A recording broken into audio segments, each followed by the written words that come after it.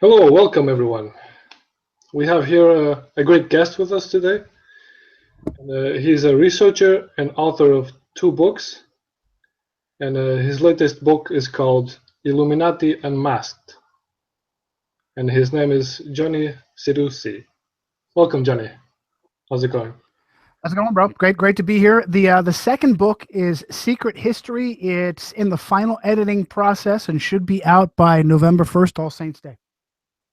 Okay, so that is the third or the second? That'll be the second book, and I've got a third book in the works already. Okay, cool. All right. So yeah, tell us a bit about yourself and how did you start researching the Jesuits?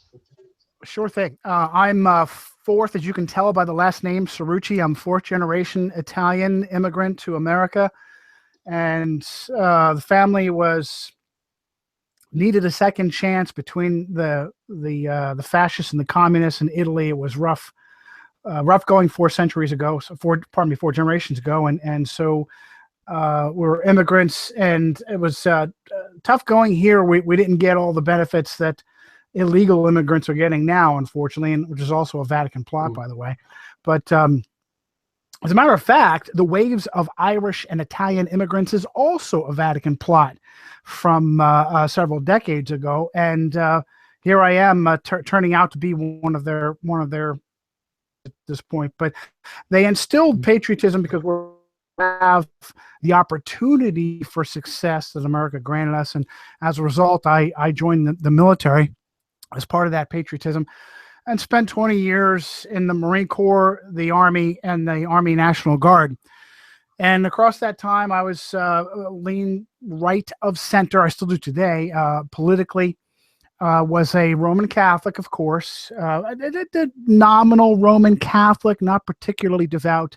When I was in college, I really stopped practicing, but was never stopped being a so-called conservative. I don't like that term anymore because it implies that you're closed-minded, and unfortunately, many conservatives are closed-minded. I hate to say, but of center, being patriotic, I wanted what was best for my country, especially having served in the military. I did time in Iraq. I'm not Audie Murphy, but I did spend time outside the wire. I do have a combat action badge, so I have served. And when I continued to see things harming the country, and had so-called conservative media not provide me with an answer, I began to get concerned and to ask questions. The usual, go ahead and name some names: Rush Limbaugh, Sean Hannity, Mark Levin, Bill O'Reilly. Just get the same shtick from those guys over and over again. Another issue was when it seemed like it didn't matter, Republican or Democrat, they all had the same terrible policies for the country. The Republicans pushed illegal immigration and other policies that you would say, well, wait a minute, that's a Democrat policy. A socializing of medicine, and they put their stamp of approval on that. The Democrats push free trade and the war on terror. Why is it that there's such consistency across both parties?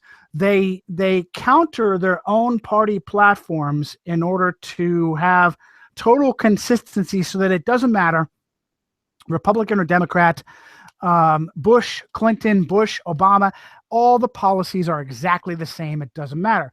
That implies that there's somebody above them pulling their strings. So I left listening to conservative media, Rush Limbaugh, and so forth. I'll tell you what really pushed me away, bro, is first it was Barack Obama becoming president, and I noticed that those guys weren't hitting him very hard. He had a mystery background. He had multiple aliases. He had a social security number from a dead guy in Connecticut, a state he's never lived in. Are you kidding me? Why are you not asking these questions? You're supposed to be a so-called conservative in the media. That was the start of why I got upset and left the so-called conservative media. But it was finished with the supposed death of Osama bin Laden in 2011. I was still in the military at the time. I got inside information that the story from the government was a lie. Yeah, I knew the that story was pretty crazy, no? They just dump him in the ocean and that's it. You have they Khalid Sheikh Mohammed, KSM, they waterboarded him like 180 times so they can get supposedly every scrap of information. Oh, by the way, torture, waterboarding, the CIA, that's the Inquisition. The Inquisition never died. It just went underground. They waterboarded KSM 180 times because he was that necessary for getting terrorist information out of. You have the guy who's many levels above him, Osama bin Laden, the most valuable asset, intelligence asset in the war on terror. And your orders are to shoot him on sight and dump him in the ocean? Are you kidding me? How many times did the story change? How many times did for instance, the official pictures of dead bin Laden came out to be as fake, as false? The, what do they call it? Not the war room. The picture with Mike Mullen and Hillary Clinton and Barack Obama, all them guys, John Brennan, the drone executioner, Roman Catholic from Jesuit educated at Fordham. The Situation Room, that was it. The Situation Room picture and Hillary Clinton's got her hand over her mouth. Fake.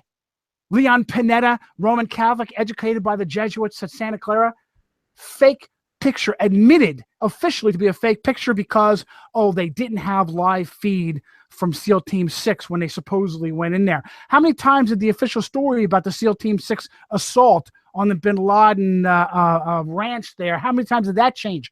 First, it was a big firefight. Then there wasn't a firefight. First, he was surrounded by a bodyguard. Then he wasn't surrounded by a bodyguard. First, he hid behind one of his wives. Then he was behind one of his wives. Are you kidding me? Crazy stuff, yeah. So these are the things that made me start to question what I was being told. I knew I wasn't getting the right answer, and so I had to find the right answer. And so, interestingly enough, I heard a guy on a podcast, the Hagman and Hagman podcast. Doug Hagman, who has admitted that he spent time at a Jesuit seminary, he brought on board a guy by the name of Eric John Phelps, the author of Vatican Assassins. Well, Eric John Phelps started kicking this information. Absolutely shocked me. Names, places, dates, how the Jesuits and the Vatican were behind everything. You name it. The Civil War, the death of Abraham Lincoln, the death of JFK, Vietnam, World War II, on and on. And the guy was shot. And I'm taking notes, okay? Because this is what I do. I worked for the university newspaper in college. And so I've always been a kind of a freelance reporter, columnist, blogger. And so I'm taking notes and I'm looking this stuff up. And as far as I can see, everything I look up, this guy says is right. It goes out. It bears out, pardon me. And so that's what lit me on to this idea that the Jesuits and the Vatican were behind things the whole time. Now, it turns out, how about this for crazy? Turns out that Eric John Phelps lives 15 minutes down the road from me, okay? So I reached out to him, and he didn't acknowledge me. Later on, I had problems with reconciling whether or not the Jesuits were here through the American Revolution. I was mad at my buddy Walt Stickle, who's on the line there with us, because I was concerned as an American with the idea that America was created by the Jesuits and by the Vatican to be her sword arm. And that's exactly what happened. Now, she's still a paper tiger. She's still a house of cards because 99.999% of Americans don't know that they're being controlled by a malignant outside entity. So I was trying to deal with this and reached out to Phelps. I reached out to him a second time, and he finally acknowledged me. Met with him, spent some time with him, and he's pushing some weird stuff. He's pushing racism. He's pushing separation of the races. And turns out that's right out of the Jesuit playbook. He's pushing some Christian doctrines that were written by Jesuits, Ribera, Alcazar, pre-tribulation rapture, dispensationalism, which is the idea that God deals with his church and then he stops and then he deals with Israel. Yeah. It's funny that you mentioned that, because I'm new to this topic, and I was listening to. Well, I think there's a bit of feedback. I don't know if you had headphones or not. Feedback for me. I can put on headphones. You bet. Yeah, that would be cool. Thanks.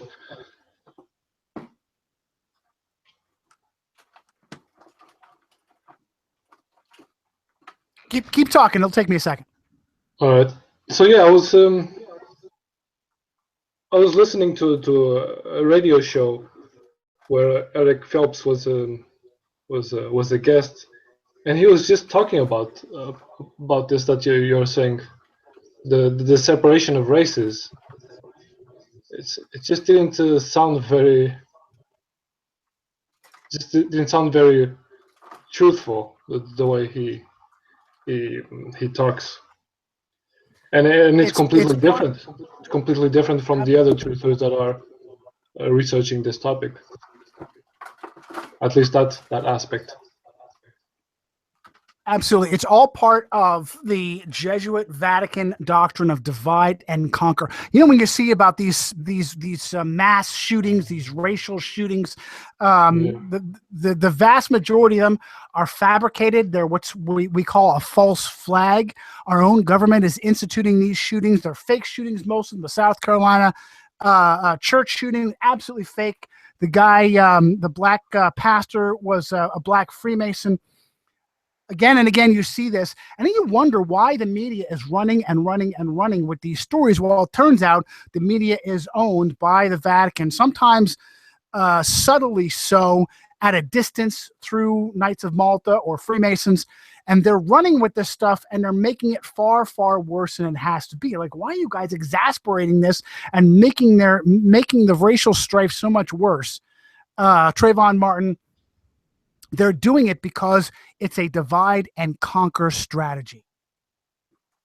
Indeed, yeah, and that's how they always work. They create different rabbit holes to divide everyone from all the communities, all the conspiracies. So you got people that believe in that the Freemasons are behind everything. Other people believe that the Jews are behind everything. And it's in the end, it's not really just one or the other. It's all of them, like in a military ranking that's one system. Of their favorite. Yeah, that's one of their favorite cards to play. They have been using the Jews since 1307, and the sad thing is that there are always willing Jews to help them out, to be empowered. I'm over here playing with my headphones while I'm talking to you. Give me just a second to finish this off. You still getting the reverb? Only when I talk, but it's okay. Hey, I'm in an interview. Gotta go. Okay, I'll put the headphones on in a second anyway. The darn things are tangled. That's what's taking me so much time. All right. I'll skip it for now. Look, I'll jump right into this. The suppression of the Templars by Philippe le Bel, Philip the Fourth, in 1307. The only time in human history previous to this, the Rome and the Vatican has owned governments, particularly kings. With the Constantine took Rome from a persecutor of Christians to all of a sudden now Christianity was a protected faith, protected religion. Constantine did not make Christianity the state religion of the Roman Empire, but shortly after him, Theodosius I did. This was within, 20 years, not more than 20 years after Constantine stopped the persecution. Prior to Constantine, the Roman Empire was brutal. Nero used to take Christians, cover them in tar, in pitch, and light them on fire just to provide light in his gardens. An absolute animal. Taking Christians and wrapping them in animal skins and throwing them to hungry lions and predators as sport in the Colosseum. So this was a big turnaround from Constantine. He had this, supposedly had a vision before the Battle of Milvian Bridge, and whether or not it was legit or not is a question, but that is the supposed start of his conversion, where it was told by Jesus, in this sign shall you conquer, and the sign was the believed to be the Cairo, the P and X, which is kind of like an acronym of Christ in Greek, and so that he was told to put this sign on the shields of his army, and he did. He won at Milvian Bridge, and within a few short years, he was the emperor of Rome. The Roman Empire at that time was fractionalized, and he was able to unite Rome under his own hand. And so things changed dramatically, and what Constantine did, he didn't really do anything that was, you can clearly put your finger on, that was particularly evil. But what he did was he centralized authority in the Christian faith. And he also began persecuting anyone that didn't think the way he did. And so that's what set the precedent later on for Rome and the Vatican to do the same. Within like 538 AD, the Bishop of Rome was being recognized as the premier bishop all around for speaking on behalf of Christendom. And before too long, certainly within the next, let's start at 500 AD, 530 AD, Roman Catholic faith. This is going with my follow-up question, which was to give just a short history of the Jesuit order. And how did they actually start from the Vatican? Well, and then from the Vatican, from the centralization. See, the problem is once Rome was made, Rome made Christianity the state religion. What was the state religion before Christianity? It was paganism. It was Babylonian, Greco-Egyptian paganism. Exactly. Yeah. And so what you had was this forced melding of paganism and Christianity. We call it syncretism, of melding. That's why the bishops, cardinals, and the Pope wear a mitre that, if you look at it closely, especially when it has a red lining, looks like the head of a fish. And the open mouth and head of a fish. That's because, and here's the crazy part, a lot of times you'll have on these mitres, you'll have emblems or insignia where the fish eyes would be. If you're looking for it, you will see it. That traces back to Dagon worship in Assyria. That's crazy. So you have this melding of paganism and Christianity. So it's not true Christianity, it's a syncretistic mix. As a result, there are Christians who were upset by this and left. They moved away or never joined the Catholic Church. It began with the Waldensians in the Alps in northern Italy and southern France. And as Rome and the Pope and the Vatican saw that there were people that didn't want to join them, they persecuted. Actually, those go as far back as Constantine and the Donatists, who, if you don't play the game with Rome, she crushes you. And so she sent out this very, very, not very well known, is that there were crusades against Christians. Not only were there crusades against Muslims and Jews, but there were crusades against Christians, and they were the most vicious and brutal. Crusaders, the Christians that believed in the Bible. That's right. The Waldensians, the Albigensians, in northern Italy and southern France, crusades were held against them, and they had no military. They were brutally slaughtered. Brutally slaughtered. It's amazing that there is still a Waldensian church today, because they were almost wiped out. If they hadn't managed to stay in the Alps, where often it was difficult to get to them geographically, they would have been wiped out. That's exactly what they did. They carried with them the Bible. And as you read the Bible, you see that many of Rome's doctrines are at odds. The idea of whether or not the Pope is the true successor of Peter. There are several passages that call that into question. Wait a minute, it's not that Peter is the successor. It's that when Peter says, you are the Christ, the Son of God, that's what Jesus was saying. The idea that Mary is the co-redemptrix or co-mediatrix. There's actually a passage in the Jesuit Catholic Bible, was originally called the Jesuit Reams, that rewrites Genesis chapter 3.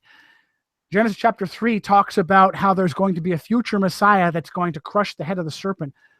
The Catholic Bible actually rewrites that so that Mary crushes the head of the serpent. That up for yourself. So yeah, they've been rewriting a lot of the stuff in the Bible, isn't it? You bet. There's some other passages that were actually rewritten about Matthew, where our Lord's Prayer, Matthew chapter 6, where it says, "Give us today our daily bread."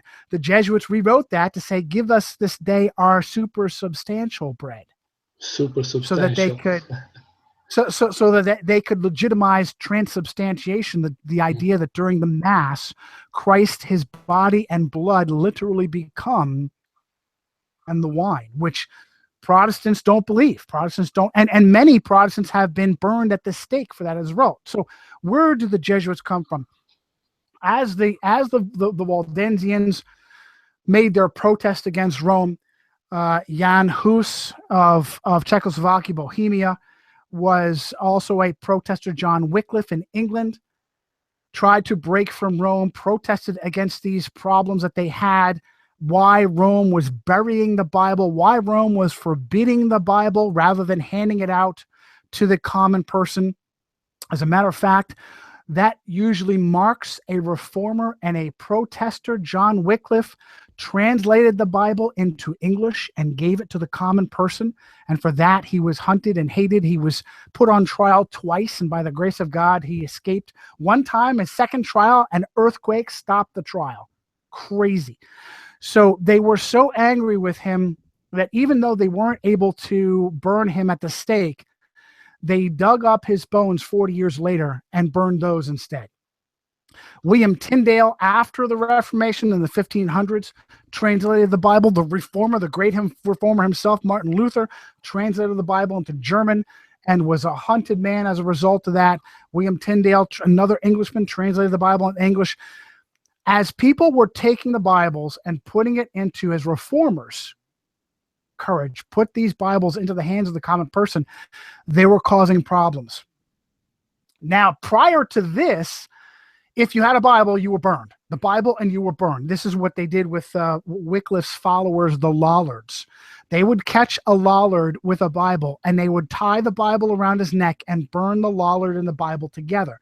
Well, in the 1300s, devastating loss because these Bibles were being replicated by hand. With the advent in 89 of a movable type printing press, all of a sudden it was a revolution in printing and publication. Prior to this, you had to basically make a wooden standard of a page. So you carved into wood one page. This would take months. And so the publishing of books would take a very long time. With the movable type printing press that was put into action by Johannes Gutenberg, interestingly enough, right around the corner from where Martin Luther was, Johannes Gutenberg and his Gutenberg press, you had basically little keys, little characters of letters. And you could put these characters of letters into a frame. And this greatly reduced the amount of time that it needed to take to publish something. This was the beginning of a whole new era for the Catholic Church. Now they could no longer burn Bibles fast enough. They were being printed too fast. And as a result, it was the internet of those times. Exactly. It was an absolute revolution. The Gutenberg press, the movable type printing press. And then once you had these reformers like Martin Luther and William Tyndale printing Bibles and translating Bibles into the language, the common tongue, which was forbidden, strictly forbidden by the Vatican, it was a problem. And so as a result of this problem, you had the birth of the Jesuits and this idea that was coined by English Cardinal Thomas Wolsey that Tupper Saucy has in his book, Rulers of Evil, fantastic book. Excuse me. This idea that the new tactic, rather than a direct assault on the Reformation, rather than burning the reformers and their Bibles, they would just rewrite reality. They would do what was called learning against learning. To falsify the Bible and make people question the Bible, they literally rewrote reality. They created Darwin and dinosaurs and a heliocentric spinning globe Earth universe cosmology, a cosmic accident. That's the crazy link. That's the crazy link that I really wanted to focus on, because a lot of flat earthers haven't seen this before, or that they've only seen the link to the Jesuits with the Jesuit priest that invented the Big Bang. As you begin to see how many times you have Jesuits personally involved in astronomy and archaeology. Pierre Teilhard de Chardin was a priest who was personally responsible for the Piltdown hoax. The Piltdown man, the so-called missing link, was from a Jesuit. A Jesuit-trained Roman Catholic priest by the name of Georges Lemaitre, I'm not quite sure how to pronounce his name, is the one who created the idea that out of nothing there was everything. What they did was they anytime they could, they hid behind Jews, and Albert Einstein is a great example, good friend of Georges Lemaitre. Pardon me, however you pronounce his name. Yeah. They fabricated this alternative reality. Without this reality, without Darwin, dinosaurs, spinning globe Earth, cosmic accident, Big Bang, the Bible is a science textbook. With all of that, we laugh at the Bible. And the purpose of this was from the Jesuits to make people bow again to Rome. You had before 1517 Martin Luther nailing the 95 Theses to the doors of All Saints Cathedral in Wittenberg. Everyone in the world bowed to Rome. With Martin Luther, now granted there were reformers before Martin Luther, we just talked about Jan Hus and Wycliffe and the Waldensians, but Luther was the beginning of an actual movement where people started en masse to question the authority of Rome, and they did it on the Bible because the Bible says things that are at odds with Roman doctrine. And so now you have the problem, the printing press is putting out too many Bibles. We can't attack the actual truth itself. We have to create a false truth and make it the truth. Yeah, it's crazy. So yeah, the following question I had for you was if you were a flat earther, but I think you've answered that already. But how did? Well, yeah, I mean, I just and how did I get there? Yeah. I've just been very, very skeptical and cynical. I have learned question everything. Russia Today, RT, unfortunately, another propaganda outlet. Question more. Yeah, I question more. I question everything. And it was simply in the process of being suspicious and cynical and questioning things that when I was exposed to this from listening to a flat earth spokesman by the name of Eric Dubé, that all I had to do was listen. And when he gets into for instance, the differences between moonlight and sunlight, the idea that there is no curvature, the proofs that there is no curvature, the idea that, you have to be your own scientist. You cannot trust anything any institution tells you. If you look at the sun and the moon by yourself, you say, wait a minute, those are two celestial bodies that are roughly the same size. They have to be, because when you have an eclipse, one overlaps the other perfectly. They must obviously be the same size. But that's not what the system tells you. That's not what NASA tells you. It's not what the astronomers tell you. The astronomers tell you that the sun is 400 times larger than the moon. Oh, by the way, it just so happens to also be 400 times further away from the moon. What? Am I stupid? What is the possibility of that happening by random chance? At the bare minimum, this proves there was a designer, if I believe that. The North Star. How much motion is there? The Earth is spinning at millions of miles an hour. The solar system is moving at millions upon millions of miles an hour. The galaxy, the Milky Way, is moving at millions upon millions of miles an hour. And yet the North Star is right there, motionless. That's what I observe by myself if I'm my own scientist. What NASA tells me is that, well, it appears to be stationary, but the fact is that it's just so far away. It's actually moving with everything else. It just is moving very, very, very, very slightly. So what am I supposed to believe? The coincidence of your cosmology, or the reality, the observations of my cosmology? Once you become your own scientist, you destroy so much of what you're told. That's true, and just have to use the scientific method. Exactly. So, you make your own observations. You develop a hypothesis based upon your observation. You to mimic your observation in an experiment, you isolate the variables in a sterile environment. And if you're able to replicate your observation, then you probably have proved your hypothesis. Then you give that to someone else. It's called peer review, and they're able to do the same thing you did, and then you basically prove your hypothesis. It's by observation and replication. And isn't it interesting that evolution, what we're told about astronomy, what we're told about our environment, are none of the laws of the scientific method work for that? Observation, replication. We have never seen one macro species change, mutate into another.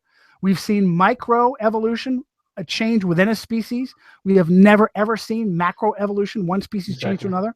The evidence isn't there in the fossil record. you just have to believe in the authority. Absolutely, you have to be your own scientist. Once you're your own scientist, you realize you've been lied to. Yeah. So, how do the Jesuits function now in these days? Well, and let's finish. We didn't even finish where they came about. We have this gentleman. I pull up my notes, my background here. A Spanish knight from a Basque noble family, Ignacio Lopez, was seriously wounded in the Battle of Pamplona in 1521. His dreams of being a great soldier, martial glory, were crushed because his legs were crushed. One of his legs was broken terribly, and it was had to be reset several times without an anesthetic. And so during this period, he had a vision of the Virgin Mary. A vision of the Virgin Mary, and he had a new direction for him to go. Ignacio Lopez, he went to he had a pilgrimage to the Virgin of Montserrat before the Black Madonna in Montserrat, and placed his sword before a statue of the Black Virgin, the Black Madonna, and then later spent time in a cave outside Montserrat, and going through, and here's what separates Catholicism from Protestantism. Catholics believe that you have to work your way into saving grace. Protestants believe you can never ever work your way into saving grace. It's a free gift, and as a result of the free gift, then you work as a result. So Ignacio Lopez, who later became Ignatius of Loyola, spent time in a cave brutalizing himself, trying to get rid of his guilt and his sin and earn his salvation, beating himself, starving himself. It was here that he came up with the spiritual exercises or spiritual disciplines, a series of exercises to destroy the self, to destroy the individual. This is basically the foundation of Marine Corps boot camp. I know, I was there. That helps turn you into a smart weapon. You An destroy empty yourself. vessel, right? An empty vessel to be used, and to be used unto death. There's no greater dedication than this. And so Loyola then went to Paris with his new dedication around 1534, and he saw the results of Martin Luther and the Reformation attacking the Catholic Church, and he had this idea: I'm going to be the one that counterattacks. I'm going to fight this Reformation with a counter-Reformation. And in Paris in 1534, he was coming into the University of Paris as a reformer, by the name of Jean Calvin, was leaving. Very interesting. He was later probably known as John Calvin. And so it was in Paris that he gathered some other people around him, some dedicated Catholics, Francis Xavier, Peter Farber, and founded this organization of his, the Company of Loyola. And by the way, it's no coincidence that the CIA is also called the Company. This was 1534. They decided they were going to win back Jerusalem for the Pope and destroy the Reformation. So he did end up spending time in the Holy Land and was unable to single-handedly win Jerusalem for the Pope. And so instead he focused on being a counter to the Reformation. And in 40, he was recognized by Pope Paul III, and they had a new order started at that time. 1540 recognizes the actual official start of the Jesuits, and the word Jesuit is actually sarcastic slang. It comes from the Latin "suita," which is mocking the Jesuits. Are you Jesus-like? Because the Jesuits quickly became known as the special forces of the Vatican. Lie, cheat, steal, murder, assassinate, abuse the confessional, and be the confessors of kings, and become an intelligence agency that takes that information and brings it to the Pope. They became super Catholics. And so this is the background of the Jesuits. And that's why the recreating of our cosmology has become a Jesuit endeavor. That's why the Jesuits, more than any other institution, own observatories. Why is it that the Jesuits I found that? Yeah. Yes, they own the Mount Graham and Observatory, University of Arizona. They run the darn thing. Yeah. It's like they stole it from. They own 90%, isn't it, of the? Absolutely, of course. When you own 90% of the observatories, you get to control. You get to tell people what you see. You get to pay. That's one of the first things the Jesuit missionaries did as far back as the 1500s. As soon as they got into China, Japan, all around the world, they wormed their way in to become the royal astronomers of that society, so that now they can tell the king what they see. Don't look for yourself, king. I'll tell you what I see through the telescope. Yeah, and wasn't it that in China they didn't have any success trying to influence them with faith? One of the main reasons they have been kicked out of every single nation they've been in, because they've been uncovered as subversives and assassins. And every time they get kicked out of a nation, they write that nation in their little black book, and later on they make that nation suffer. In the 1600s, when the Japanese had had enough of the Jesuits, they kicked them out. And as a result, the Jesuits made them pay in World War I and World War II. Germany, they were the foundation of the Nazi movement. Without Rome, without the Vatican, without the Jesuits, there is no Nazis. They created the Nazi movement to slaughter Jews. It really did happen. But more importantly, to punish the birthplace of the Protestant Reformation, the home of Martin Luther. And as you begin to research, like World War II, all you got to do is look at after World War II. How was Germany split?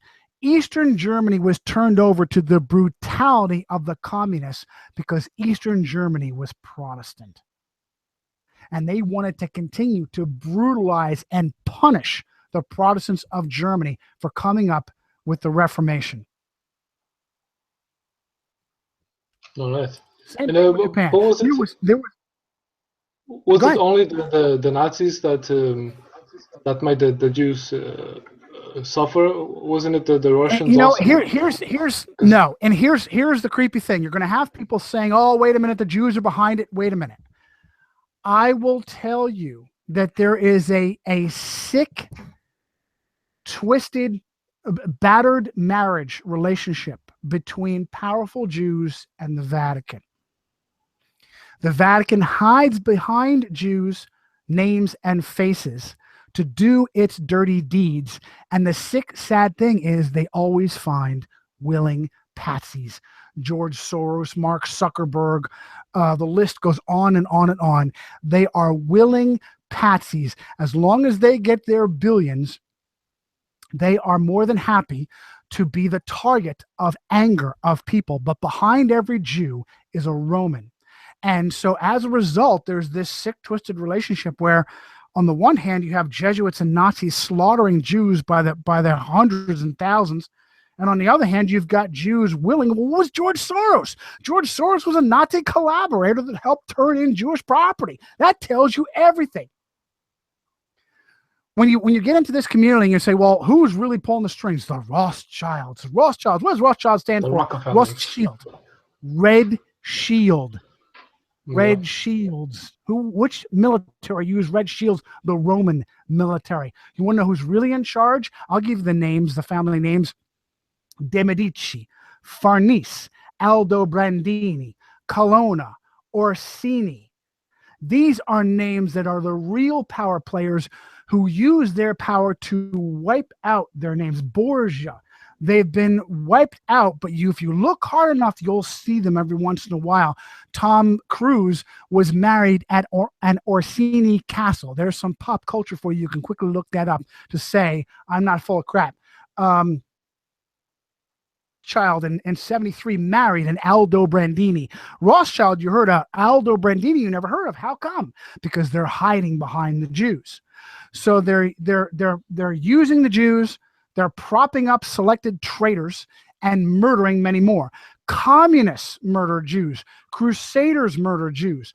But more than that, they murdered Christians, Bible-believing Christians, because they're much worse of an enemy. So you have the Jesuits creating both communism and the Nazis for their Hegelian dialectic. Thesis, antithesis, synthesis. You have people. There's a scene. I'm really big into the Marvel comic movies. There's a scene in Winter Soldier where Captain America is talking to the computer, the old computer that becomes what was that guy's name? Whatever, the guy that was the mastermind behind all the skullduggery in World War II, and the computer is telling him, we realize that people, when you take their freedom, they fight. And so we had to make them give up their own freedom. Name of the character, and he was put into a computer talking to Zola. And so that's exactly what they have done. They want people to, they know they don't have the power, they don't have the numbers to purposefully enslave you. Prior to this, when the Roman Empire was a political military entity, you did what you were told by the Roman Empire, or they put railroad spikes through your hands and feet and let you die a slow, terrible death. They would put a soldier on your street corner and force you to do what you were told. But as they realized that they never had enough soldiers, they decided to go underground and control you in secret and make you willingly give up your own freedom. And that's what they did with the Cold War, communism, Nazism. Underneath it all, behind it all, are Jesuits, are Romans, creating the boogeyman of war that never really existed. I have a meme that I put on my Facebook page of what's his name, Morpheus from of the Matrix. Yeah. And the caption says that the world was a much safer place than the elite have engineered it to be. The elite are run by Rome, and they have made the world a far more dangerous place than it really is. Mass shootings, terrorism, war, strife between nations, it's all manufactured for them to keep us afraid, to make them trillions of dollars, and to take our young, unsuspecting and drop them into a meat grinder. You look back on time and you say, how in the heck did the United States end up with the Vietnam, 10, 15 years of Vietnam, year after year of kids being slaughtered and Vietnamese being slaughtered, coming back, missing arms, legs, faces. Same thing with the so-called war on terror. 15 years, war on terror. Well, what the heck is a war on terror? How do you win a war on terror? You don't. It's meant to be a perpetual war that you always lose and they always win. Yeah, it's just like the war on cancer, but that's a different topic. Yeah, they're the ones giving you cancer, and then they fabricate the idea when you go through chemotherapy, you're much more likely to contract cancer. Exactly. You go through all that, the drugs, the radiation, and everything else. You come out with more cancer than you get cured of. Exactly. So how do they control all of these different factions, all the secret societies? Oh, it's taken a long time, but they have worked at it. Here's one thing you don't know: the vast majority of secret societies are Roman Catholic. Templars have mostly gone underground. They don't exist too much anymore, but the Knights of Malta, the Knights of the Equestrian Order, Knights of Columbus, Opus Dei, they're all Roman Catholic. Even the Freemasons, if you read Albert Pike's Morals and Dogma, he'll tell you to the Templars. Well, then you're also telling me that you serve Rome, because that's who the Templars served. Whenever you see a Maltese cross, the symmetrical cross, which you see outside of Christendom and in a lot of secular areas, that's a secret symbol that says, I am a knight serving the Pope. You see it all over the place.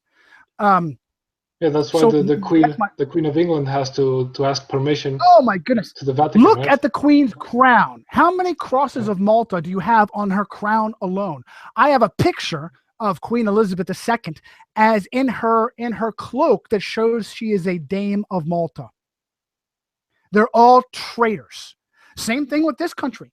This country is completely controlled by Rome. Every key position is now held openly. In days past, it was held through Freemasonry and sometimes, occasionally, by Roman Catholic, because I had to be very careful. People were on their guard. Today, they don't even bother to hide it. All key positions are owned by a Roman Catholic or a Jesuit-trained Roman Catholic. The latest Secretary of Defense, Ashton Carter, was educated at the Counter-Reformation College, St. John's, Oxford. He took over from Chuck Hagel. Chuck Hagel was supposedly an Episcopalian, but Chuck Hagel taught at Jesuit Georgetown. Chuck Hagel took over from Leon Panetta, who was a nobody California congressman, who became Bill Clinton's chief of staff and the chairman of Office of Management and Budget, who was later brought back by Obama to become the Secretary of Defense and the director of the CIA. Are you kidding me? Who is this guy? He's a Jesuit-trained Roman Catholic, trained by the Jesuits, Santa Clara. Oh, hey, vote for Trump. Vote for Hillary. Yeah, right? Are you kidding me? Donald Trump trained by the Jesuits at Fordham for 2 years, and then he left Fordham to get a supposedly secular degree from the University of Pennsylvania. But I've got proof the University of Pennsylvania is secretly controlled by the Jesuits anyway. You cannot argue that he spent 2 years under the Jesuits. Hillary and her new vice president, Tim Kaine is all but an ordained Jesuit priest.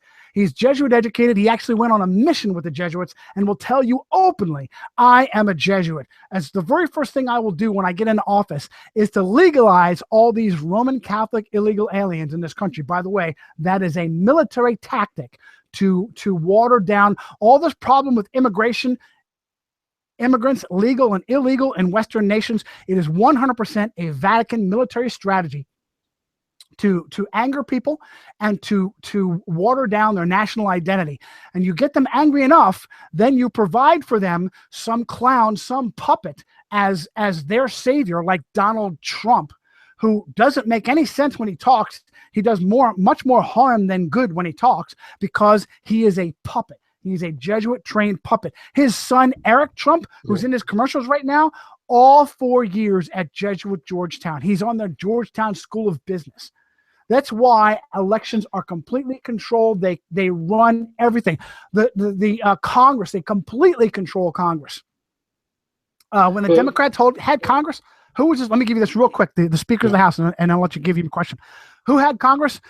Nancy Pelosi, radical leftist from California, right? Who trained Nancy Pelosi? Stephen J. Privet, a Jesuit. Radical leftist, homosexuality, abortion, anti-defense, you name it, that's Nancy Pelosi.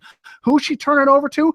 John Boehner, Jesuit-trained Roman Catholic from Xavier University. He gave her a kiss when she gave him the gavel.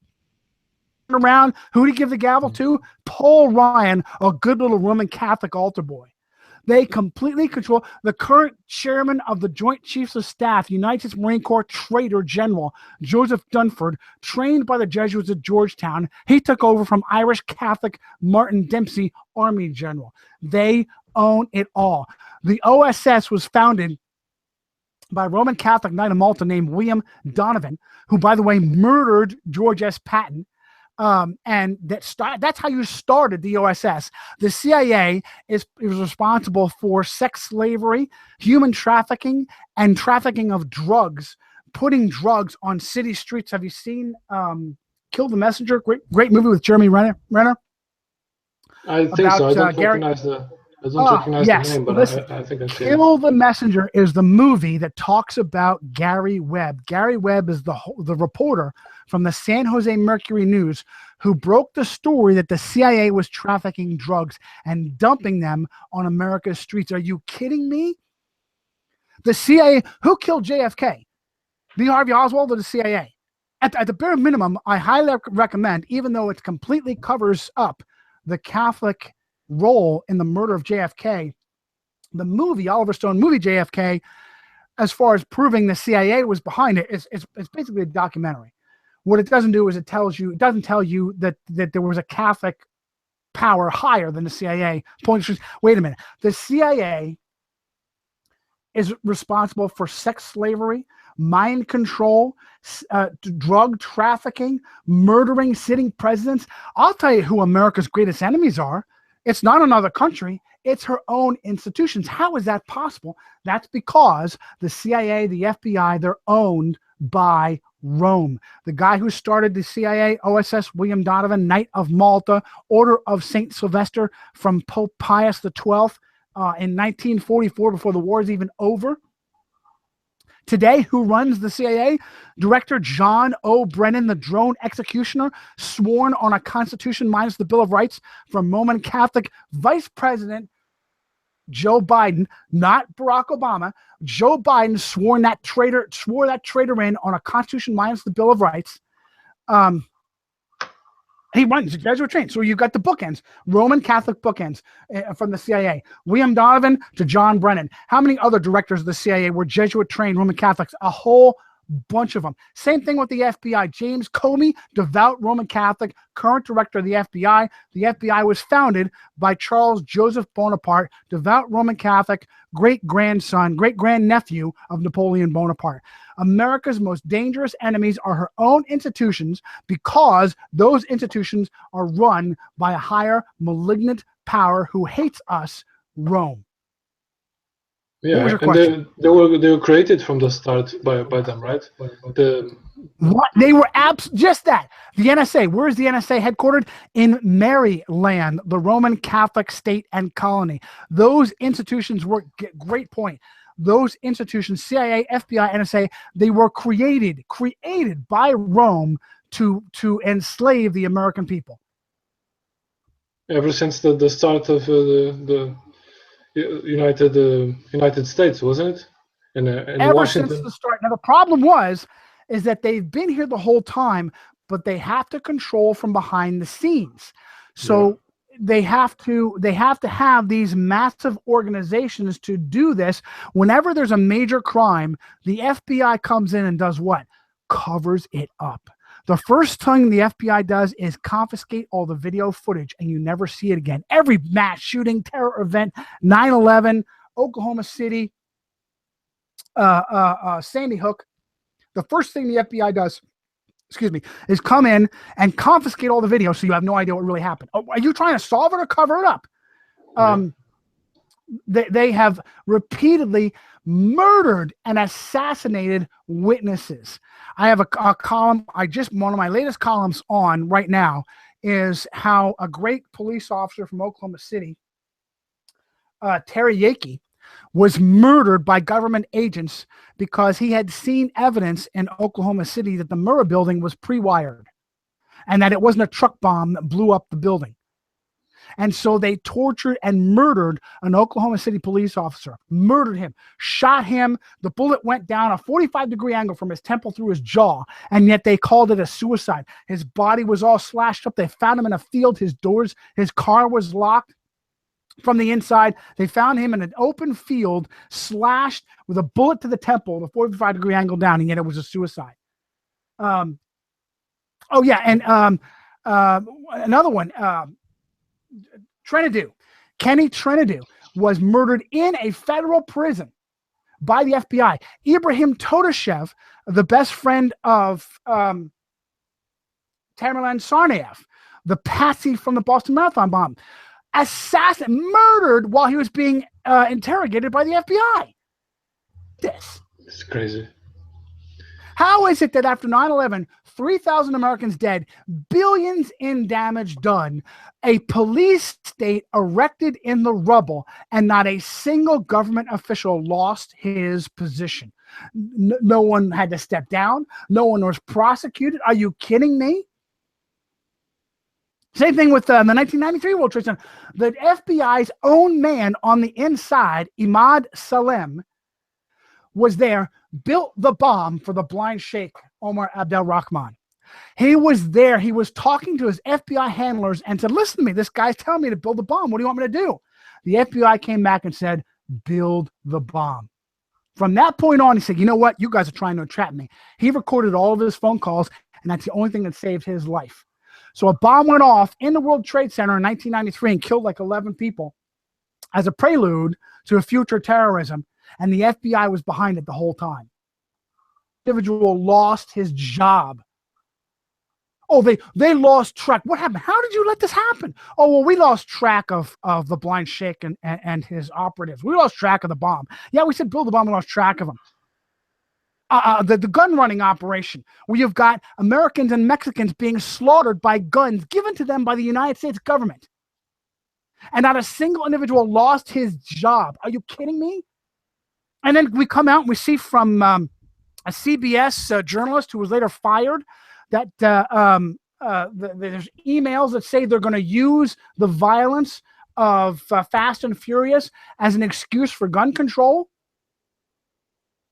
And nobody loses their job over treason? Are you kidding me? How is it possible that America's own institutions are her most vicious, violent enemies?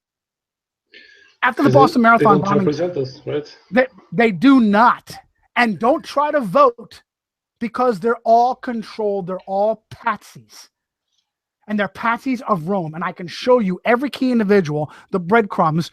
Are they in a secret society? Are they Roman Catholic? Are they Catholic trained? Are they Jesuit trained? Just because you're Roman Catholic, just because you're Jesuit trained, doesn't mean you're a traitor, but it means you've been screened by the Vatican.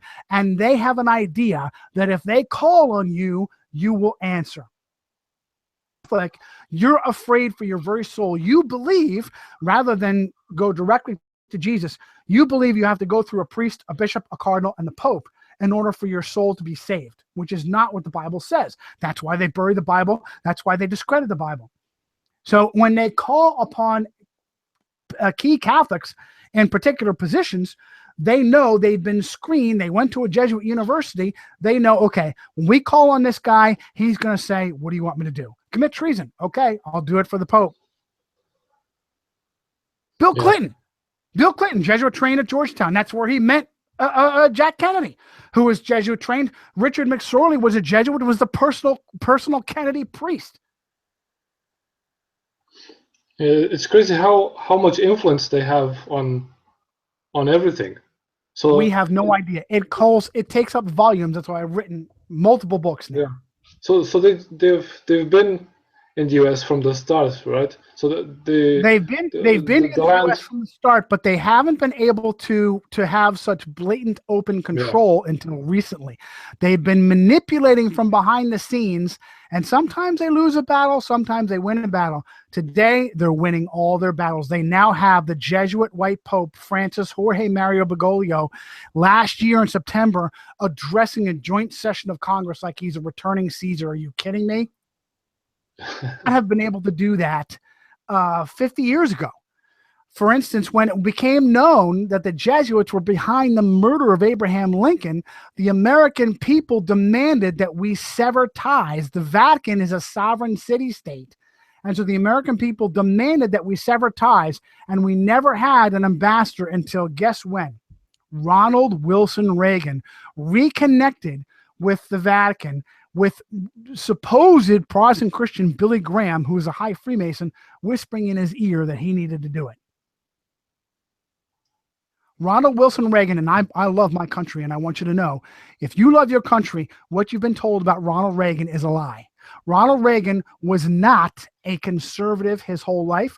Ronald Reagan was a hardcore communist up until his time as governor of California. And all of a sudden, he magically turned. He became a right-winger. That's because he was raised Roman Catholic, and he was being bred as an actor to play a role and a part. What was Ronald Reagan's main claim to fame? He killed communism. Outside of that, he was an arch leftist. More government, more gun control, more illegal aliens, more taxes, all of that under Ronald Reagan. Then when you step back and realize that the Cold War was a whole big act, it was real, it was killing people, but it was 100% manufactured. Then all of a sudden, Ronald Reagan's not so much a good guy. Then it's all propaganda. There's a new show about him coming up on TV tonight to memorialize Ronald Reagan because we're starting to ask questions. Ronald Reagan and the great commie fighter Karol Joseph Wojtyla, a.k.a. John Paul II, who himself was a communist. One of the first things he did was to recognize Cuba and go and visit. Well, how is it? Okay, so if we want to acknowledge that the Catholic Intelligence Agency, the CIA, slaughtered a sitting president in broad daylight, okay? So if the CIA is able to do that, how is it that they can't knock out a little tin dictator in Cuba all these years? Cuba is a Castro institution for generations. That's because he's theirs. Trained in 3 different Jesuit institutions. They would never touch him. Never touch him. They recently had old Pope Francis, old Dirty Wars Argentina Pope Francis, recently met another traitor, the Patriarch Kirill of the Orthodox Church, the Moscow Patriarch, met in Cuba to sign where Kirill could kiss the ring in the rear end of Pope Francis to show how much the Orthodox are traitors, Jesuits. Joseph Stalin, whose real name was Josip Rushkash Vili, who was actually of Jewish background. They picked him because he was a Jewish background. Rushkash Vili means of the Jewish people. Another prop to hide behind, was trained as a Jesuit priest in a supposedly Orthodox seminary in Tiflis, Georgia. Every time they get some animal, some barbarian to take over in a country, he never belongs to that country. Catherine the Great was Prussian. She wasn't Russian. She let the Jesuits hide there when they were suppressed after 1773. Stalin was a Georgian. He wasn't Russian. That's how he was capable of slaughtering 40 million Russians. Hitler was Austrian. He wasn't German. That's how he could kill millions of Germans. was Corsican. He wasn't French. That's how he could take his military and at Waterloo slaughter them by purposefully making poor decisions. Because the Jesuits decided, well, we can't have an army full of dedicated national patriotic Frenchmen running around. They've done what we wanted them to do. They've crushed the Protestants. They've wiped out the Protestants in France. Now it's time for them to fall on their own sword. And that's exactly what they did. Yep. Use them and then just keep them weak. You bet. The divine rule, the divine right of kings, they're all inbreds. All the kings, they don't belong to the country they were raised in because they're controlled. And if their controllers, usually in the Vatican, tell them, I want you to commit treason against your own people, then if they're actually born in that country, then they have a problem with that. But if they're not born in that country, then they're okay with it. Yeah. So that's why they're all related. They're all inbred. Let me give you this question, because some might be taking their hair out because they just want to believe that the Jews are behind everything. So for those that think that you're a Jew apologist for shifting the blame towards the Jesuits and the Vatican, how would you respond to that? It began in 1307. The Vatican has controlled kingdoms forever, all times. The only time the Vatican has not controlled a kingdom was during the reign of Philippe the Handsome, Philip the Beautiful. That's what Philippe le Bel means. Philip IV, King of France. Time in history, a king took control of the Vatican. He actually forced the Vatican to move to France. And as a result of him taking control, he wasn't necessarily a good guy. He was just stronger than the Vatican at that point in history.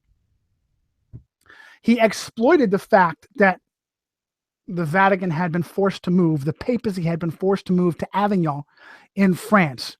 And then he realized, well, hey, now is when I need to really go after the Vatican's special forces, their knights. Who was the Vatican special forces at the time? The Templars. Here's a bit of proof. You say the Jews run everything. Where does modern banking come from? Modern banking comes from the Medicis. You know what the term bank comes from? It comes from the Italian banco, which is the counter that the Medicis used to conduct their business over. Look that up right now for yourself. Who invented modern banking? It was the Templars. The Templars, in their role as pilgrim protectors, pilgrimage, the idea that you have to have a pilgrimage to a sacred holy site, is a Roman Catholic idea with pagan origins. You want to earn your way into heaven. So you got to have a pilgrimage to Jerusalem, and you have to walk in the steps of Christ and walk with your knees up the stairs that Christ was up until you bleed, and so you can earn your way into heaven. The Templars were protecting Christian Catholic pilgrims, and they had a system they developed. They used a secret cipher. Pilgrims would go to a Templar fort, a Templar temple, and give them their valuables. They would then get a receipt from the Templar with a cipher, a code, a seal of exactly how much they had received from the Templar. They could take that to the next temple or fort run by the knights. Show them. They would be able to decipher the code. They would get their valuables back for a fee, usury. It was the beginning of modern usury banking, founded by Italian, French, Roman Catholic knights serving Rome, the Templars. The Templars then exploited this, took this back to Europe, and became super wealthy. They had the wealth equal of whole nations, and that's why Philippe le Bel sought to suppress them and exploited the fact he would never have been able to do that unless Clement V was in his back pocket. A pope would never willingly suppress his knights unless there was an ulterior motive or unless they had no choice. did on October 13th, Bad Luck Friday, Black Friday in 1307. They went around and collected up the Templars and tortured and imprisoned them. And they had to go underground. And ever since that time, they realized they can never again conduct their evil plots with their own names and faces. It was too dangerous. From then on, they started hiding behind patsies and Jews. Every Jewish name and face, there was a Roman, there was a Knight of Malta. Look at the Bank of America. You know what the Bank of America used to be? The Bank of Italy. Look that one up. At the like we said earlier, you've heard the name Rothschild. You haven't heard the names Orsini, Aldobrandini, Colonna, Borgia, Farnese. Many of these names have also been popes, by the way, and yet they've been erased from history. How is that possible? Because they're hiding. They want you to see Rothschild and Soros and Rockefeller. Ask yourself this question. If they really are that powerful, how are you able to see them? Exactly. It's because there's a power bigger than wants you to see them. Yeah, if they were really in control of everything, why would they make themselves so visible? I'll look that up. I have a actual news clipping that I posted on my website. There it is. David de Rothschild marries Olympia Aldobrandini. 17 July 1974. Oh, we've heard of Rothschild. We never heard of Aldobrandini. Who the heck is that? Before one of his marriages, Tom Cruise, who is a reputed Knight of Malta. Look that one up. Go on the internet and look up how many people are a Knight of Malta. Tell you what. I have another meme. Hollywood, the Jews or the Jesuits. Another great science fiction movie, The Fifth Element, with Bruce Willis. From that movie of where you're in Bruce Willis's little apartment there, and he's got his awards from being a special forces soldier. And what are the awards? The awards are little trophies with Maltese crosses on them. I took it right out of the movie. It is amazing how many movies are actually or indirectly to Rome and the Jesuits. The latest James Bond movie, Spectre. Oh my goodness, you just really could have just called it Jesuit. I did a whole series of podcasts and a very long column on how overtly Jesuit the movie was. Yeah, like I was saying, what's his name? Tom Cruise got married at an Orsini Castle. So I'm gonna pull this up for you real quick. What else you got, bud? But now that you mentioned movies, we can talk about Lord of the Rings, because there seems to be a connection to the Jesuits with at least the author of the story. Because you bet we'll cover that. And by the way, if you search for something in Google, Google is the official search engine of the Vatican. You take what I just did. I just typed in Tom Cruise, Orsini, marriage, Cirucci. I got nothing from Google. I went over to Bing, typed it in. Very first hit is my column with this information, The Mask of the Illuminati. That talks about Tom Cruise's marriage at an Orsini castle.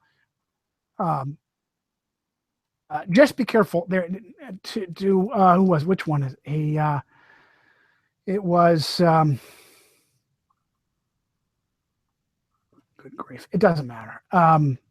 Hollywood. Great point. Let's go back to your point. About the Lord of the Rings. One of the. How is it possible? How is it possible? Yeah, you got it. How is it possible that you have these great fantasies like the Lord of the Rings trilogy that was written back in the 30s, that you keep seeing it again and again and again, movie after movie done, It's like it's a classic and it's never going away. They put all kinds of money into this. Why? Because John Ronald Reuel Tolkien was a devout Roman Catholic who got his exposure to these ideas growing up as a devout Roman Catholic. You were talking about Grima Wormtongue whispering into the poisoning the ear of the king. Yeah, that's one of the things that made me think of the Jesuits, because he really looks like a Jesuit. It was a great connection to make. The guy who created Sherlock Holmes, Arthur Conan Doyle, you know what his middle name was? Ignatius, as in Ignatius Loyola.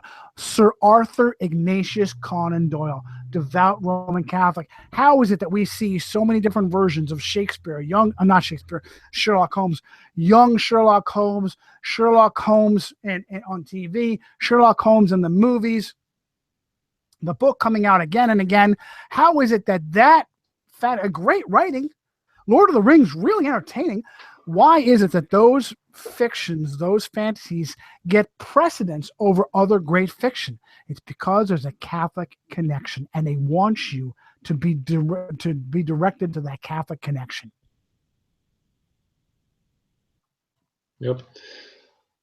So how have they been responsible for manipulating the scientific field and education? They are in everything. They own education. They manipulate science from a distance, but they own that too. We've already discussed how they own most of the observatories. How is that even possible? Everybody's upset about CERN, and CERN's going to break through into another dimension. What are they going to look up? Jesuit and CERN. They actually have Jesuit priests working at CERN. Are intimately involved. We talked earlier before we opened up the show about the Jesuit priest Pierre Teilhard de Chardin, who was actually an archaeologist who was personally responsible for the Piltdown hoax. And let me ask you something. How is it possible if you have hoaxes in science? Are you kidding me? You have people actually fabricating fake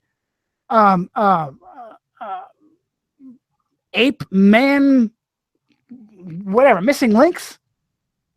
You're not a scientist. You're a traitor. You're not a scientist. You're a propagandist. That has nothing to do.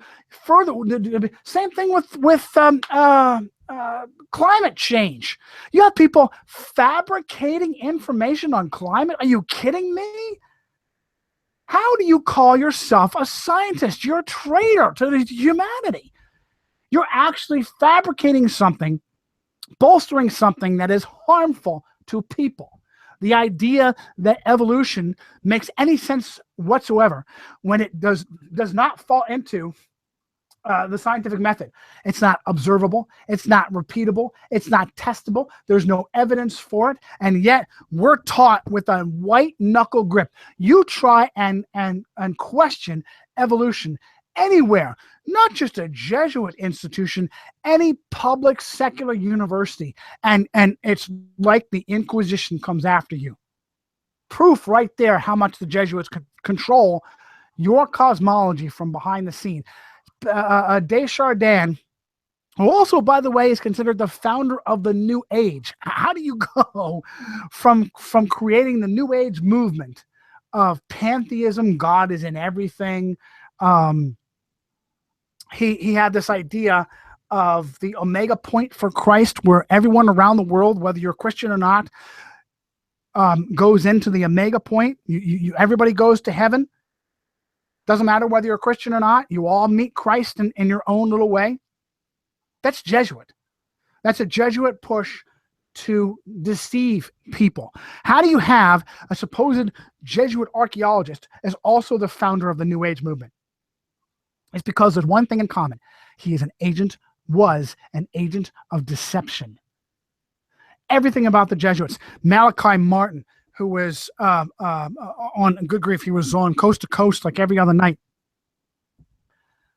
kindly old guy, former Jesuit. There is no such thing as a former Jesuit.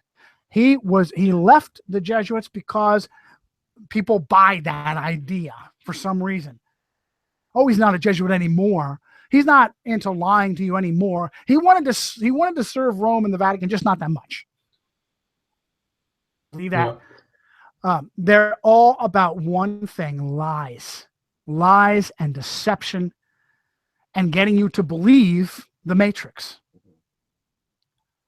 So how many Jesuits? Look that up. How many Jesuits are in science? How many Jesuits are in astronomy? How many Jesuits are in archaeology? Look that up for yourself, and you'll become shocked. How many Jesuits are in education? Where are the Jesuits? We know that there's like a handful of Jesuit universities. How many Jesuits are there? Professor mode at another university, and even more so, how many Jesuits are there incognito outside of their black cassocks? You don't even realize they're there. Thousands. Is Neil deGrasse a Jesuit? Oh my goodness, Neil deGrasse Tyson, he's an idiot. You hear the things that he says. You like him. There was a great meme I saw with him with his little sun worship vest that he had on. Yeah. He is an absolute puppet. As a matter of fact, I saw, oh my goodness, was it a priest or a Jesuit priest? Neil deGrasse Tyson. Talk about a rigged, let me look this up for you. Talk about a rigged debate. We get both sides. Who is this priest? It came right up. Neil deGrasse Tyson. Is it not Richard Dawkins? Sunday Talk with Jesuit priest at large. It's not given his name. But it's he's talking to a so Jesuit basically you've apprentice, got Neil deGrasse Tyson, Father James Martin. Neil deGrasse Tyson debates Father James. You got two guys on the same side. They're both on the same side. They're both arguing for the Jesuit world order. What you really needed was Neil deGrasse Tyson and a Jesuit arguing with a Protestant for the flat earth, arguing against Darwin, against dinosaurs, against the cosmic Big Bang. All of it came from Rome. All of it came from Copernicus. All of this stuff. You know how old the heliocentric universe is? 500 years old. It's 500 years. What else is 500 years old? The Reformation.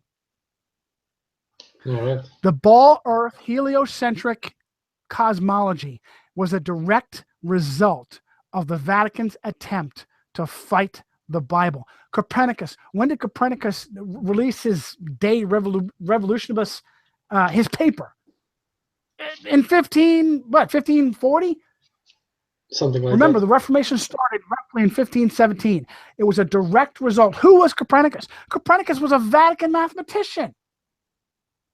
Oh, wait a minute, Johnny. The Vatican was in for the flat earth. They persecuted Galileo Galilei. I don't call him Galileo. It's his first name, by the way. His full name is Galileo Galilei. Oh, they persecuted Galilei? Did they really? Towards the end of his life, they just put him under house arrest. You know how the Vatican persecutes people? They rip your stomach open while you're still alive. That's what the Inquisition did. They rotated your arms backwards until they yanked them out of their sockets. They burned you alive, and then they put water on the wood so that it would burn more slowly to increase your pain. That's how the Vatican persecutes somebody. Did they really persecute Galileo Galilei? No. It was all a show. It was an act. Copernicus is the father of it, of the heliocentric ball earth cosmology as we know it. He was a Vatican mathematician. He was afraid of what he was doing, didn't want to publish, and yet he had bishops and cardinals force him into publishing because they had an ulterior motive. Johannes Kepler was supposedly a Protestant who was behind the murder of the last geocentrist, Tycho Brahe. Stole Brahe's material and rewrote it so that it could be heliocentric.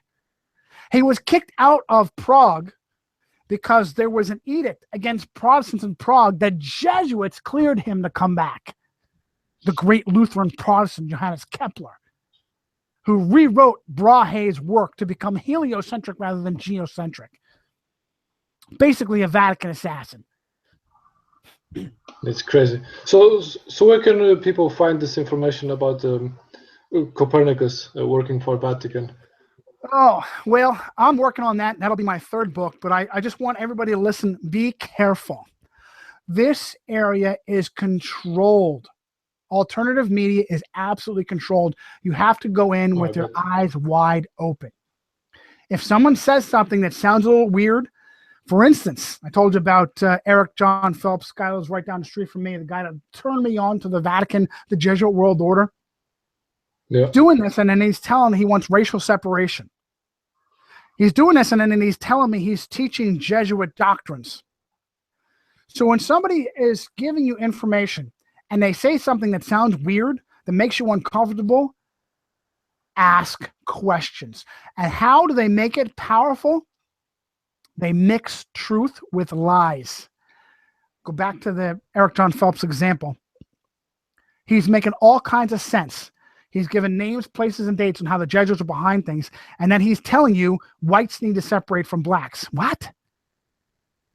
He's mixing truth with disinformation because his ultimate goal is to divide, is to hide. Some great names. You wanted me to talk about flat earth people? Eric Dubé.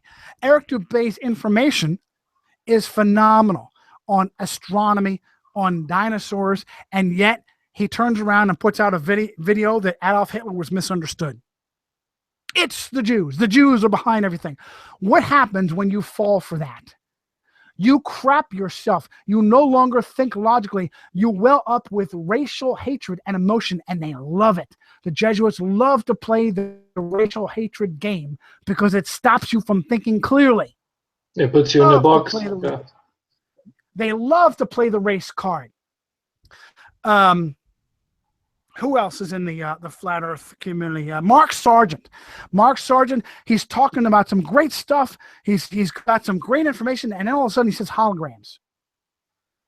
Wait a minute, holograms doesn't explain how we can see the moon from hundreds of years ago. We didn't have holograms back then. That's not making sense. So he's mixing truth with lies. It's a red flag. So you have to parse. You can't throw out everything, and you can't accept everything. You have to go in with eyes wide open the whole time. I don't trust anybody in this community. Does he talk about holograms? I thought he was. He sure does. Mark Sargent's that's one of his big parts of his explanation about why it is that the Earth seems to be a globe. He throws in holograms. I honestly don't pay enough attention to him. Once he did that, I backed away. But he makes sense in a lot of other areas. That's how they get you. They mix truth with lies. You have to be your own scientist. Make your own observations. Develop your own hypothesis. Break it down. Conduct your own experiments. Isolate the variables. See if you can replicate the experiment. This is yourself. And if you can't prove it yourself, don't believe it. Yep. I don't trust anybody. People talking about the Jesuits, Eric John Phelps turned me on to the Jesuit world order. Turns out he's a Jesuit priest himself. I know he invited me to go to Jesuit institutions and go sneak around in a Jesuit basement. Totally creeps me out. Yeah, that's a huge red flag. He showed up at the conspiracy conference in 2008 dressed like a Jesuit. Spoke, look this up. Eric John Phelps, Con 2008. Dressed in Jesuit garb. What did he do? Where did he get that? He had it himself. And he gave the conference as pretending to, hey, I'm one of them. I'm going to pretend I'm a Jesuit. No, you really are. We did this and we did that. All the signs. You have to be your own scientist. Look this stuff up for yourself. And almost all of the sources out there, there's going to be disinformation, misinformation. A great example. Okay. Almost a documentary. Brilliant movie documentary. It is propaganda by omission. It's what he doesn't tell you that makes it propaganda. The spin is David Ferry. the little homosexual pervert pilot for the CIA, pretends in the movie, Joe Pesci has this scene where he says, all he wanted to do was be a priest. They never tell you he was a Jesuit priest. I'm like, for one little discretion, one little fact that I'm homosexual, are you kidding me?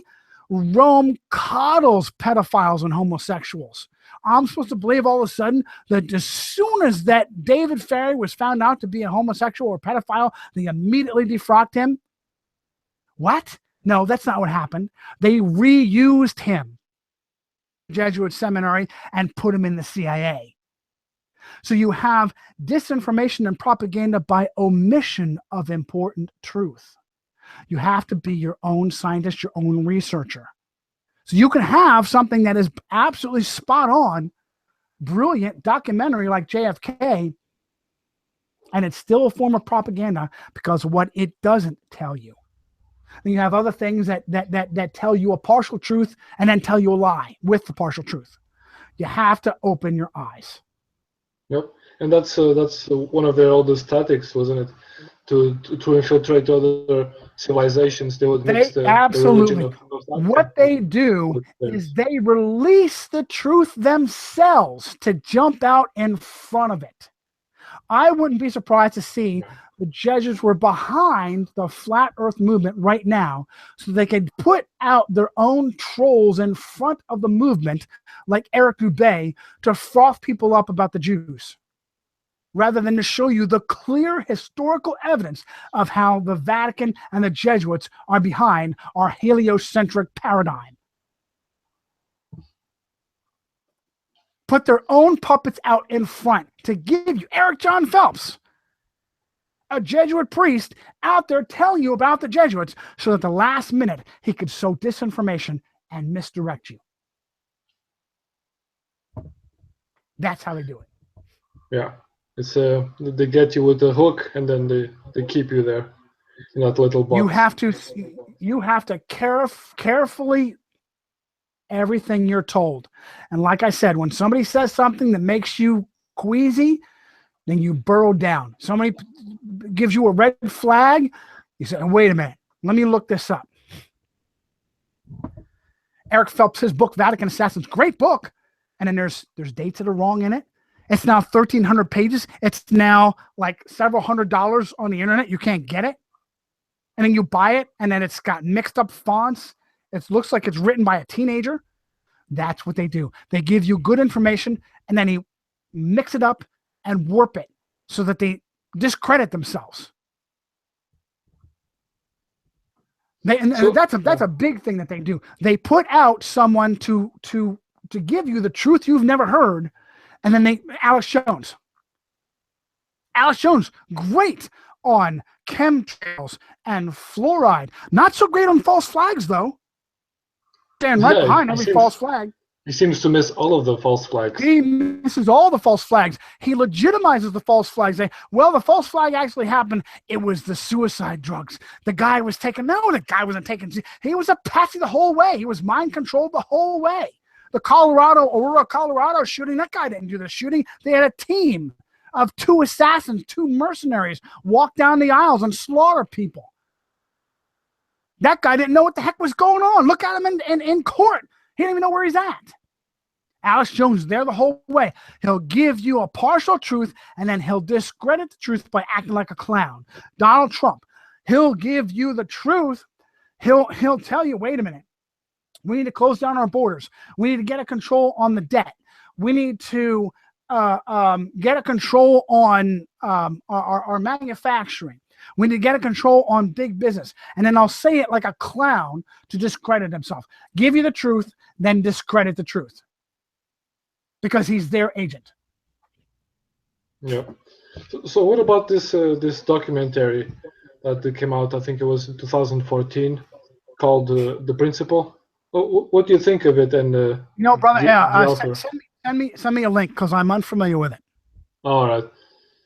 So yeah, just to give you a small intro, it's a documentary debunking the heliocentric model, but they are still attached to the globe. They still think it's a globe. Oh yes. Well, I'll tell you right now, geocentrism is exactly what we're talking about. It's a half-truth. What they do is they know you have questions about the curvature of the Earth. They know you have questions about whether or not the Earth is spinning. Questions about whether or not the sun and the moon are the same size. What they then do is they grant you a partial truth. The Earth is the center of the universe, but it's still a globe. I'll give you another example. There are Christian apologists, like, well, there are a great many Christian apologists. Hang on just one second. I got my wife calling. Give me a second. All right, no problem. Oh. Yes. So yeah, we'll talk about dinner when we get here. Sorry, love you. Interesting stuff so far. Yeah. So, oh my goodness, who was the guy that was? Can't remember his name. It was just released from jail. Ken O'Keefe? No.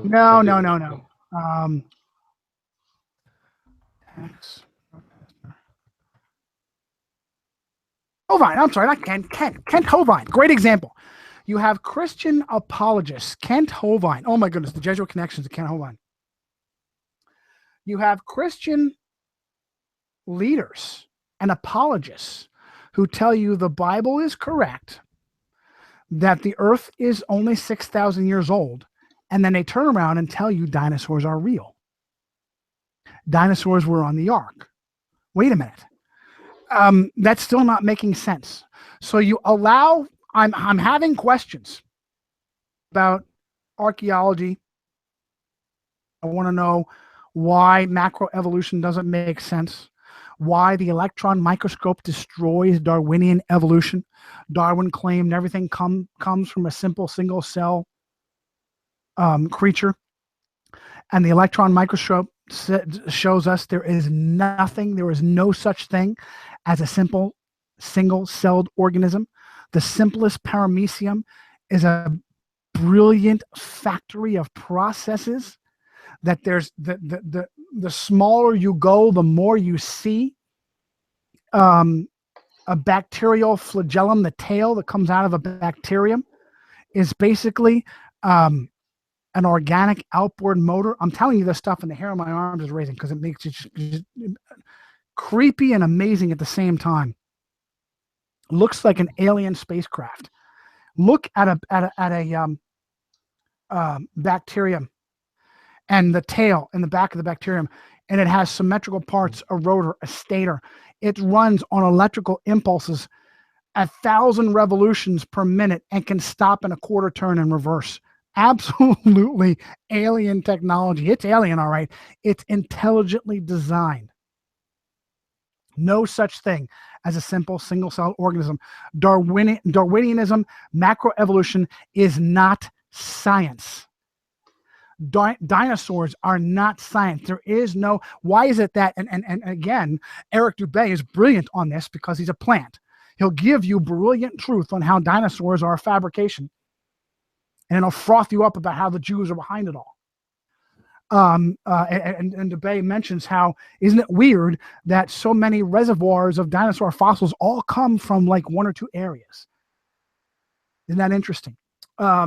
I have a news article on how Dippy the Diplodocus in London was removed from a London museum under protest and replaced with a blue whale. What?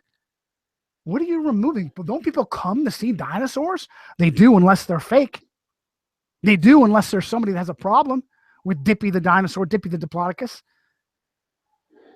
So you have people supposedly representing Christians, supposedly teaching Christians, who say, oh, by the way, Kent Hovind also very much against the flat earth. Kent Hovind very much against the idea that Rome is the fourth and final beast of the dragon. Kent Hovind wants you to think that Islam and Muslims are the Antichrist and the fourth and final beast. Something, bro. Is there anyone in our community that believes there is such a thing as Islamic jihad? All you got to do is look down, burrow down a little bit, and you find Western intelligence created everything. Western intelligence created Al-Qaeda. All of it. Yep. All they had to do was get a couple of idiots to be on their team, to be the face of jihad, exactly like the Jews. You create the problem. You get some idiot to be your face in your name, and then you manipulate the problem. Zbigniew Brzezinski, devout Roman Catholic Pole, dear friend of John Paul II. There's a picture of him with Osama bin Laden when he was an Afghan freedom fighter. Look that up. Zbigniew Brzezinski, the guy behind Al-Qaeda, the guy who helped create Al-Qaeda, was a devout Roman Catholic who's the Grima worm tongue whispering in the ear of Barack Obama even today. Ties all the way to Rome, all the way to the Pope, dear friend of Karol Joseph Wojtyla. Truth mixed with lies. Yeah. So what about NASA and SpaceX? Do they have a Jesuit connection? Do they have Jesuit working there? They don't have to have an overt Jesuit connection. They certainly have a Freemasonic connection. Freemasonry, old, may not have been founded by the Jesuits, but is absolutely controlled by the Jesuits. And so they get plausible deniability. They're able to, in fact, NASA is a great example. Well, there's no direct Jesuit connections. There sure as heck are Freemasonic connections. Everybody that was involved with the moon landing is a Freemason. Yep. Is how you control lies. What happens, even when your own Freemasons rock the boat, like poor Gus Grissom, Freemason, astronaut, who started to say, you know what, I'm not towing the line, hung a lemon on his lunar lander to try and give a little clue to onlookers that he was part of a lie. He didn't believe it. The lunar lander never will go to the moon because it's a lemon. It doesn't work. What do? They burn him alive. He was a Freemason. They burned him alive. John F. Kennedy, Irish Roman Catholic, trained by the Jesuits. Richard McSorley, their personal priest. As soon as he started to say, I'm going to break up the CIA into 1,000 pieces and scatter it to the four corners of the earth, they murdered him. Because now all of a sudden, because number one, you don't come anywhere close to power unless they own you. And every once in a while, even after owning you, you try to be your own man. That's when they murder you, slaughter you brutally, burn Gus Grissom alive as a message, blew Kennedy's brains out as a message to any one of their puppets. We won't hesitate. Our own Jesuit-trained Roman Catholic president, we blew his brains out as he sat next to his wife.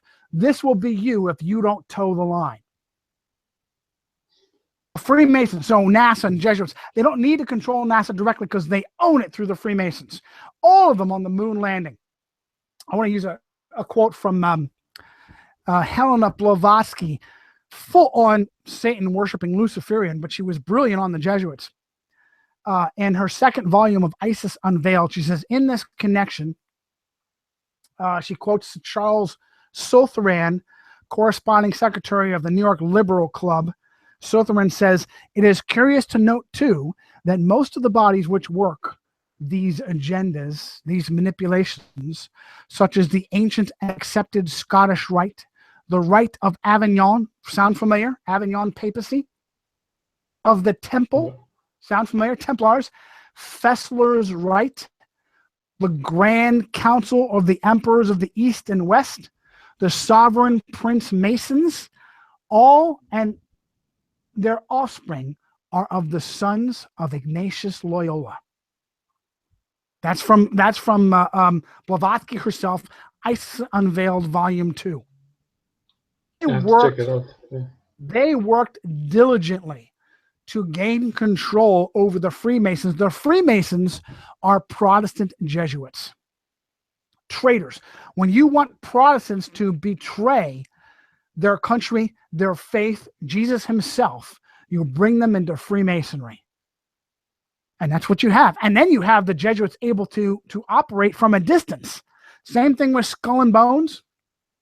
supposedly non-Catholic, non-Jesuit, secular secret society, when in their secret rite they kiss the slippered toe of the Pope. They honor Don Quixote, who was a metaphor for Ignatius Loyola. Well, I didn't know So that. you have, oh yes, plausible deniability through other secret societies. That's how they can operate and pull it off. So if you say Jesuits, Catholics, Catholic secret society, or non-Catholic secret society like Freemasons, Skull and Bones, it's still the same thing. You're still saying the same thing. And By saying Freemason, you're still saying Jesuit because it's Jesuit controlled. And the Mormons, right? The Mormons are Mormon the Jesuits. is synonymous with Freemason. Mormonism was founded by the Freemasons because the Jesuits wanted to confuse people about Christianity. The second in command, Joseph Smith, was a Freemason. Brigham Young, the second in command of Mormonism, was a dear friend of Jesuit Pierre de Smet, the most powerful Jesuit in Western America in the 1800s. Crazy So there's stuff. your connection to Mormonism and the Freemasons. So they've been controlling our societies for so many centuries. What do you think would be a solution for all this to get rid of this control system? We're doing it right now. The more people become aware of these, as you start to look, without this show, Clinton bringing on Tim Kaine, and Tim Kaine bragging about his Jesuit training, bragging about his Jesuit mission trip, you don't think a thing of it. Just skip right over it. After this show, you go, wait a minute. They really are in control. Joseph Dunford, Marine Corps general and traitor, with his training at Jesuit Georgetown. The scales come off. Once you put oh my goodness, what was the John Carpenter movie with Roddy Piper? Once you put Roddy Piper's glasses on, Oh yeah, what's it called? I don't remember now. Also, it is They Live, 1988. Yeah. They Live. Once you put Roddy Piper's glasses on, all of a sudden you're awake. You realize Hillary Clinton's got a Jesuit for VP. Donald Trump was Jesuit trained. What the heck am I bothering rooting for one of them for? They're both traitors. They're both answer to the Jesuit Pope. Once the information gets out, the more people wake up. That's the most important thing you can do right now. It's not join a militia, joining a militia. It's wake people up. The only way things are going to change is if people are starting to wake up. Start a blog, start a podcast, do this research for yourself. Take any bit of the names, places, and dates I have given you. Look it up for yourself. Write your own blog. Show your friends, show your family, wake people up. And pretty soon, the sleeping giant will awake, and then it'll be spontaneous. Things will get turned over, and most importantly, you can never fight the machine, but the machine will start to fight itself. People on the inside, special forces operators who have been played all this time, who consider themselves, who've been knighted, Knights of Malta, Knights Templar, believing that there is such a thing as Islamic terrorism, are going to wake up and realize they've been played and get mad and get angry. Muslims, Jews are going to wake up and realize they've been played this whole time by Rome and the Vatican, and they're going to get mad. They're going to get angry, and it's going to start to tear apart. But it starts right now, right here, with what we're doing.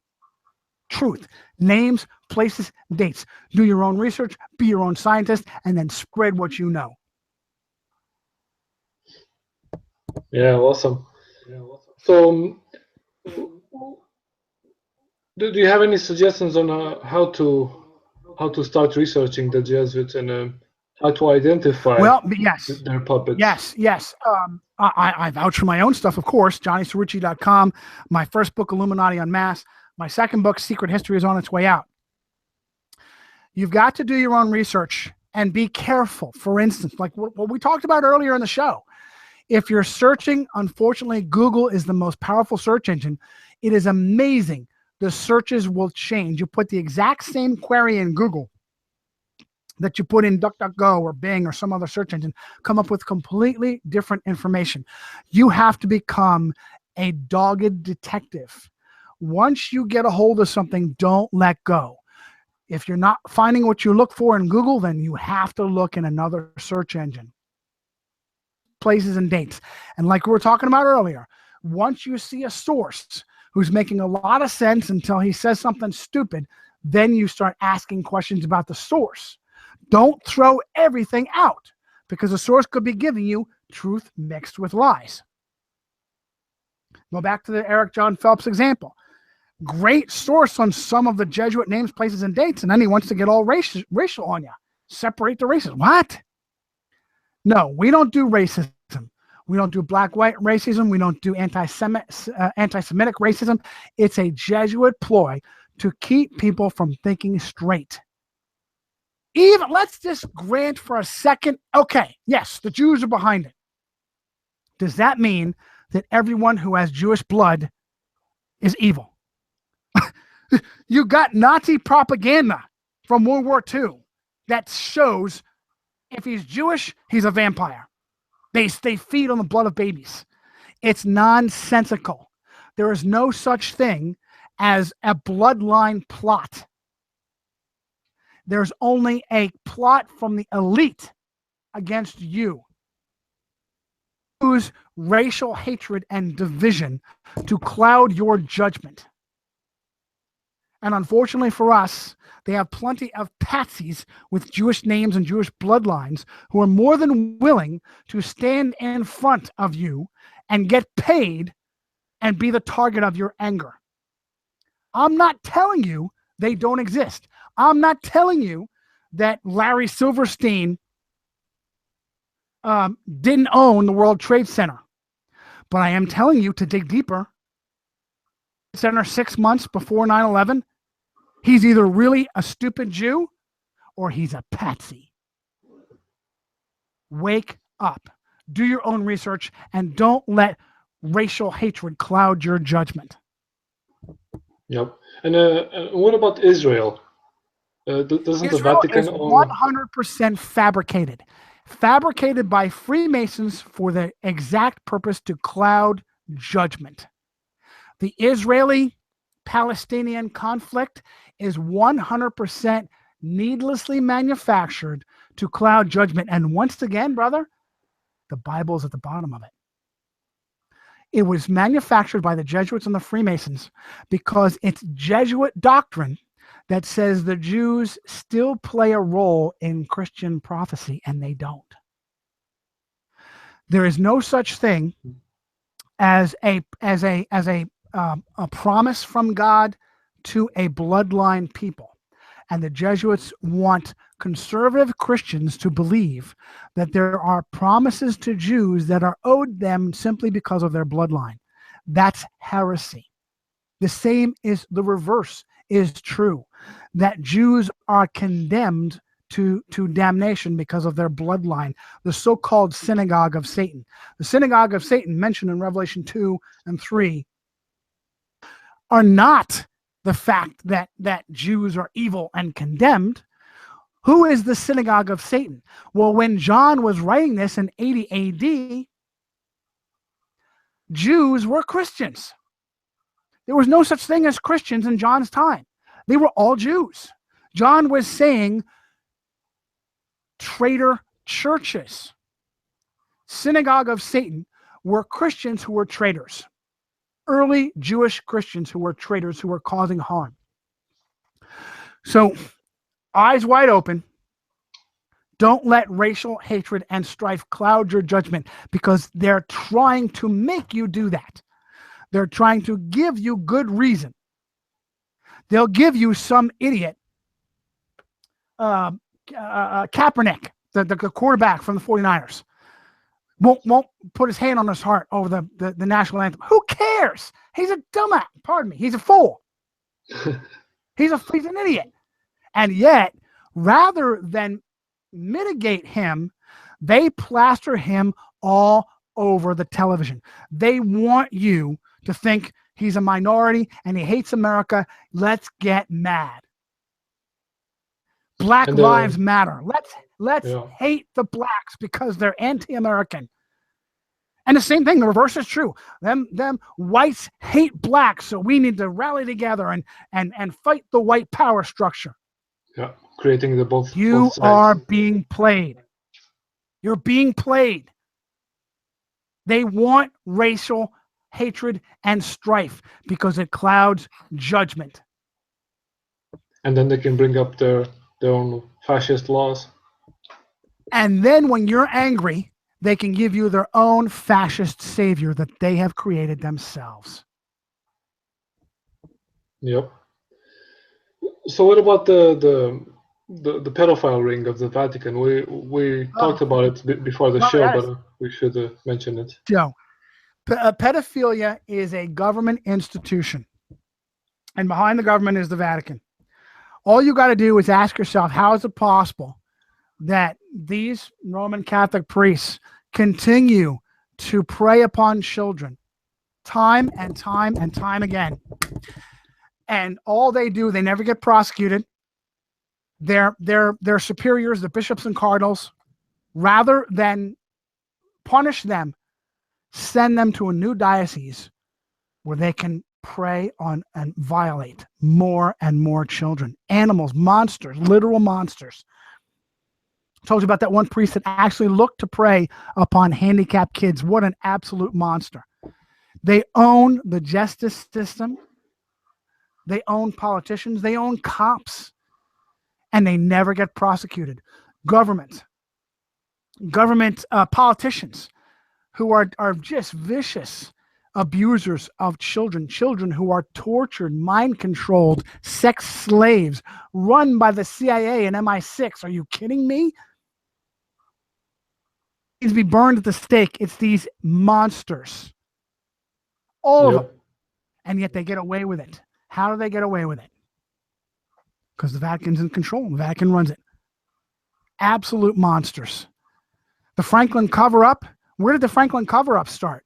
The Franklin cover-up, the 1980s scandal of little boys being kidnapped, tortured, mind-controlled, turned into sex slaves from Omaha, Nebraska, started in Boys Town, the Roman Catholic orphanage for boys. Behind the Catholic Intelligence Agency are the Jesuits and the Vatican. That's why the nickname for both the Jesuits and the CIA is the company. They're both called the company. Truth is stranger than fiction. Sure is, brother. So let's close it up because my wife's going to yell at me soon. All right, man. Well, thanks for joining us, and we'll keep in touch for sure. I would be honored to come back anytime. All we got to do is organize it, figure it out, make sure you get your time zone straight this time, and we'll come back and do it again, okay? All right, man. Okay. All right, brother. God Have bless. a good one. See ya. There you go, guys. A lot of stuff to think about. And yeah, I didn't mention before, but there's a movie from 2008 called Spotlight, and it talks exactly about these pedophile rings from the churches, from the Vatican. So yeah, if you get a chance, you should watch that movie. Even though it's from Hollywood, it has a lot of truth in it. So I hope you guys enjoyed. There's a lot of stuff that some of you might not agree with, but you should just ask questions and research for yourself. So see you another time.